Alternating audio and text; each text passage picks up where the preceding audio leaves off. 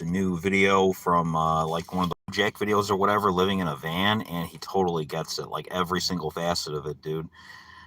Um, I'm going crazy sitting in this car, man. I start a new job tomorrow. Thank God I'll have something to do. And the only thing I can say is at least it's not hot today. It's not actually nice out today. And so I'm just sitting here. I was able to take a shower yesterday, which was really nice. But for the last couple of days, I've just been fucking depressed, dude. Like it's brutal in here, man. I mean, there's like literally no room. I have to go find random bathrooms to use all the time, and then food is expensive.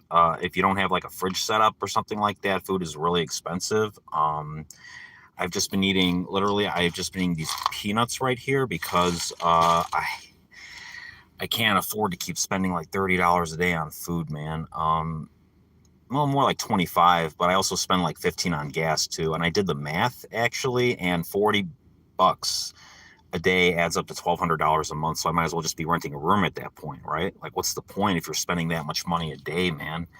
So it is brutal out here. I did drive over to my job site, which is like half an hour away from here, and just to see where it is, just to see where I'll be working, so I know how to get there tomorrow. And now I do. So everything's taken care of. Laundry's taken care of.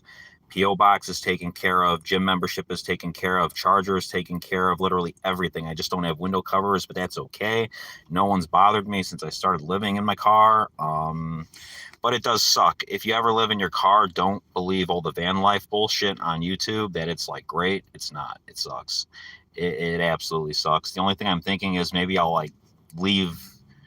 That's the only thing I can think of, is leaving and driving west or something like that till I hit California. Because otherwise, like, what's the fucking point, dude? Like I don't want to live in my car indefinitely. So I'm gonna start this job, and then I'm gonna look for a room for rent somewhere. I've already been looking at rooms, cheap ones like 500, 600 a month. My advice to you, if you like don't live on your own, but you want to live on your own and you're in your 20s or 30s, is get a job making at least $15 an hour. Don't settle for anything less than 15, because less than 15 is dog shit. It's not enough. It's straight up not enough money to live out on your own. 15 is the bare minimum to make it work. You'll live in poverty at 15 or $16, but it can be done. I did it last winter. I lived somewhere for $600 a month, and I made it work for like 6 months until I got laid off from my job. So don't buy into all the BS about van life being great, because it's not. It sucks. Literally, you'll be sitting there, so you'll use the bathroom, you'll get dinner, right? And you'll use the bathroom, and then 2 hours later, you have to use the bathroom again, and then you have to go somewhere to find a bathroom, and it just sucks, dude.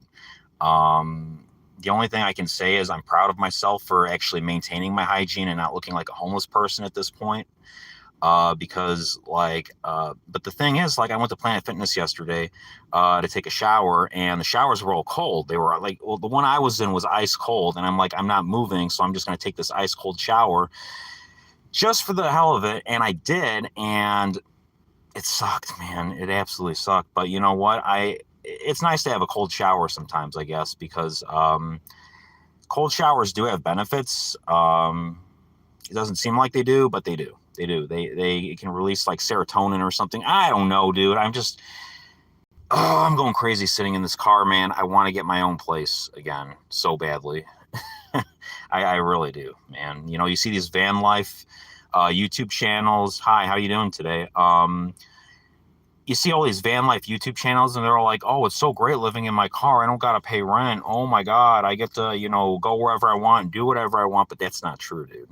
That's not true. Because here's the thing. If you don't park in the proper spot, you can get cops called on you and shit, and have like a tap on your window in the middle of the night. And you don't want that. So you got to know where to park. You got to rotate between spots, different nights, my advice to you, if you have to live in your car or van, live in a car instead of a van, because a car blends in more, and you want to blend in if you're homeless. That's what another guy said too. He was the guy who actually lived out on the street.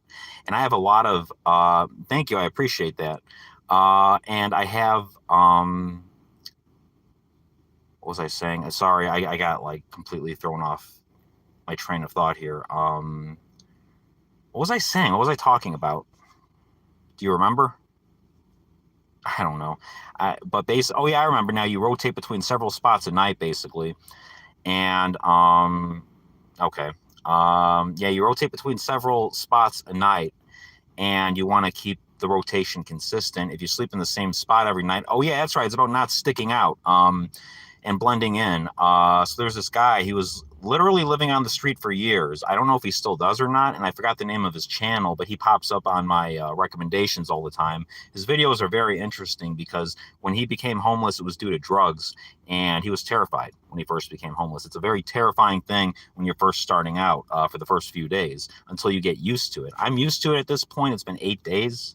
I'm way more used to it than I was in the beginning. In the beginning, it sucked. But the thing is, you just, his main advice was, yes, he has a phone. His main advice was to blend in, basically. And with a car, that's a lot easier than like a big RV van, right? So that's one thing I would recommend. Another thing I would recommend, have a plan of some kind. Be sure you have a plan to like look for a job or get a job or something like that. And like I said, don't get anything under $15. They might say, oh, you're not above any job, but that's bullshit, man. You want to get a job making $15 or more so you can actually afford to move in somewhere. Because if you're working for like $11 an hour and you're living in your car, what's the point, right? You might as well just go panhandle at that point because you need enough money to live. $15 is the bare minimum, and that's like living in poverty. You'll be living in poverty, but you'll be able to afford everything if you budget properly. Food, you go to Aldi, it's like 20 to $30 a week if you budget properly. Thank you. And rent is 600. It was 600 for me. Find a place for like $600. You can get one if you don't get your own apartment, if you don't get your own house, but you get like a house that has a room for rent, or if you get like a shared apartment or something on like roommates.com or something like that. That's another thing. Third, get a car battery charger, but do not leave it plugged in when you turn your car off. Because when I did that earlier today and I left it in for like maybe 5 minutes or so, and my car wouldn't start right away, and that kind of freaked me out a little bit. So it's like a balancing act. Don't ever leave your charger plugged in because it will drain your battery. The only reason it doesn't drain your battery when your car runs is because the alternator is running and it's charging power to the battery consistently, even when you're idled like this. Like when I'm sitting in the parking lot like this, I can have my car charger. I'll show you. I don't have it plugged in right now, but I really should. Utilize this thing anytime you can to keep your phone charged. You do not want your phone to die when you're in your car. For the first few days, I would go to like a Tim Hortons, and I would go to the same one and just plug a surge protector in the wall and just charge all my stuff up. And neither of these cords is the proper cord. That's nice. Oh, there it is. Okay. So I'm going to plug my phone in now. There we go. Yeah, if you see like Vanlife videos and like you're on the fence about having to pay rent and you can still afford your rent, just stay in your house, stay in your apartment, unless you want the experience of being homeless. But be warned, it's going to suck. It's not going to be fun. A lot of people say, oh, if you're not ready to live in your car and you're not ready to fully embrace it and have fun with it, then you shouldn't live in your car at all. A lot of people don't have a choice, though. I didn't have a choice in the matter. I got laid off from my job back in April, and I wound up in this car.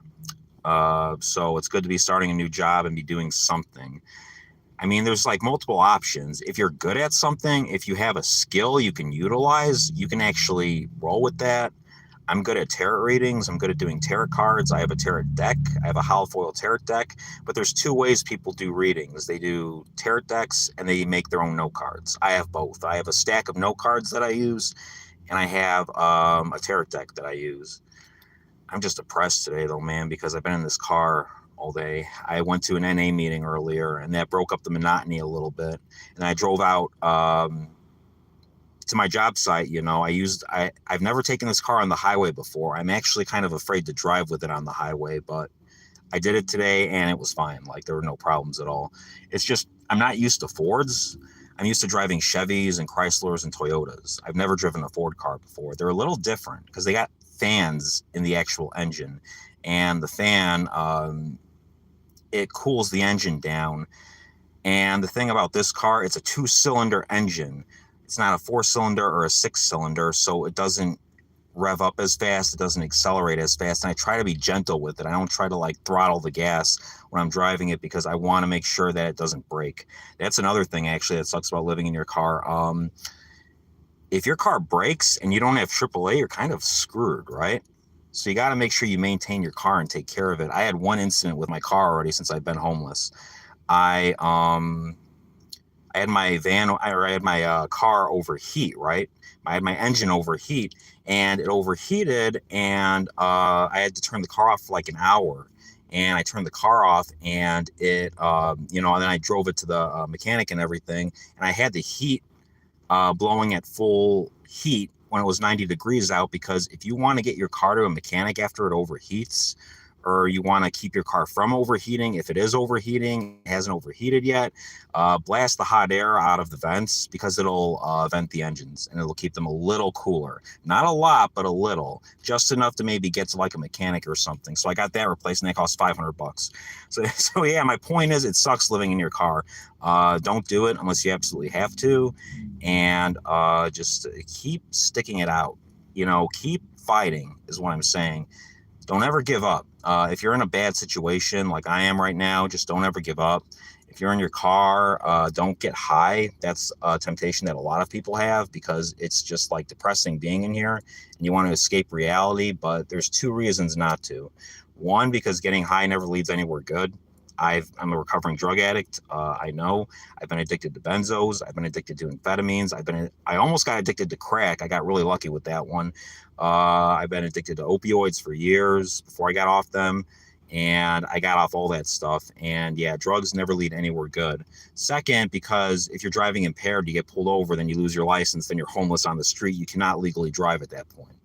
So just hang in there. Don't give up. I don't know. I feel like this video isn't getting as much engagement today. Maybe it's because it's probably because I'm depressed today, and I feel like I'm a little boring today, honestly. I don't know, but that's okay. I keep going no matter what. So don't ever give up. Don't ever give up, and just keep fighting. Okay. You're in a bad situation, keep fighting. Fight till the very end. That's the thing you can base your life around, actually, okay? Life is nothing without a purpose, and a lot of people feel like they don't have a purpose in life today. My purpose in life is to stay clean and to never give up and never stop fighting for a better life. Living in my car has sucked, but I keep fighting, and now I'm starting a job tomorrow, and it will get better as long as I keep fighting. And like I said, if I have to die, like maybe I'll get heat stroke one day or something like that. If I'm sitting in the car, it gets too hot. Anything can happen, right? But as long as I go out fighting to the bitter end, that's all that matters. So keep fighting and don't ever give up. Everything will be okay. If you're in your 20s and your 30s and you're still living with your parents, my advice, get a job making $15 an hour or higher, never lower than 15, like I've said already, but you guys just came in here. But if you're watching this video after I post it, $15 an hour minimum. Budget your groceries, make sure you have a car that works, put a little bit of money away for emergencies, like a few $100 for car repair, and get a room that you can afford, like a $600 room, single room in a house or an apartment where you share it with other roommates. It's not ideal, but it's a way to get out of your parents' house and have your own independent life. So I wish you all the best of luck, and I've been talking for about 14 minutes now. I'm going to leave it at this today. I'm not going to make this a longer video. I don't really want to talk today. Wish me luck and say a prayer for me, okay? I'll see you guys later. You have a great day. Bye.